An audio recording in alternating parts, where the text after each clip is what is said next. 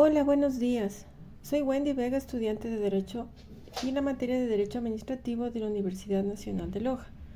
Hoy traigo un tema especial sobre la organización administrativa basado en el COA, que es el Código Orgánico Administrativo, en los artículos 44 al 88. Y también el tomo 8 del tratado del profesor Gordillo. Voy a explicar todo de manera diferente, profundizando en detalles que no se ven en clases superficiales, con ejemplos, comparaciones con otros países y cómo esto afecta a la gente real en Loja. Usaré los artículos del profesor Uchuari para conectar con silencio administrativo y actos normativos versus potestad reglamentaria para que pongan atención. Los principios que sostienen o no toda la estructura, profundizando con análisis adicional. Empecemos por lo básico, pero en carne propia. Los principios del COA no son como un esqueleto en la administración pública. El artículo 44 pone la legalidad. Nada se hace sin base legal para evitar abusos. Luego la jerarquía en el artículo 45. Es decir, el jefe manda al subalterno pero con límites para no pisar competencias.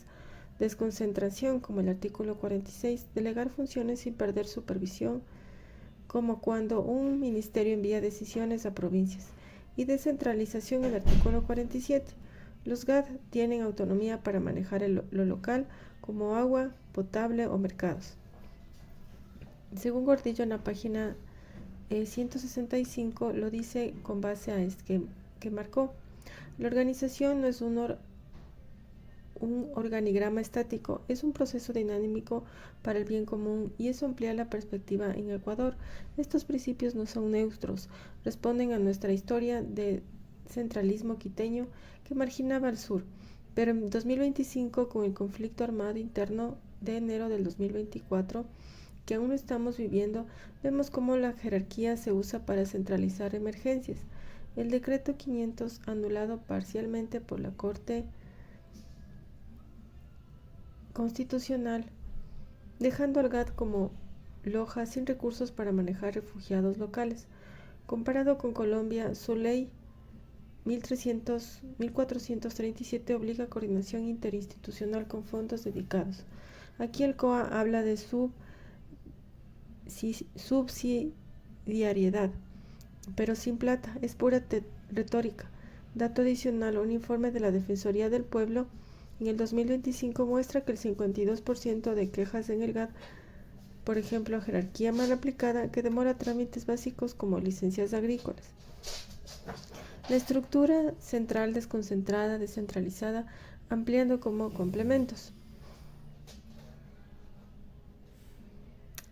En la presidencia, en su artículo, la presidencia constantemente, mediante decretos, y los ministerios, que son 28, han sido desconcentrados por oficinas zonales, intendencias, direcciones provinciales que ejecutan lo nacional en el terreno. Descentralizado con 24 provincias, 221 cantones, 829 parroquiales, más empresas públicas como Petroecuador. Profundizando lo que habla Gordillo, la autonomía versus la autonomía real. En Ecuador, abunda es formal. Los GAD tienen competencias exclusivas, pero el 68% viene de transferencias centrales, como el Banco Central. Esto complementa con perspectiva de género la reforma de paridad en el 2024, pero en Loja solo el 42% tienen un control real sobre los fondos, según datos en noviembre de 2025. Ampliando en comunidades indígenas, la descentralización se cruza con justicia ancestral, pero el COA no integra bien el caso de Saraguro. En el 2025, el GAD provincial ignoró consulta previa para una carretera, generando silencio administrativo y acción de protección ganada. Comparación internacional. En España, su ley de bases del régimen local da municipios renta propia, impuesto municipal. Aquí el proyecto de reforma del COA de diciembre de 2025 Protege algo similar, pero con veto presencial pendiente. Esto enriquece sin renta propia la estructura descentralizada que se convierte en clientelismo, donde el GAD depende de alianzas políticas para fondos. Actos normativos administrativos versus la potestad reglamentaria, profundizado con elementos complementarios.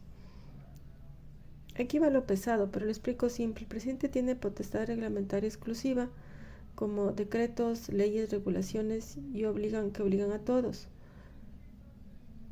Las entidades menores pueden sacar actos normativos administrativos, resoluciones generales dentro de su ámbito, pero sin invadir lo presidencial.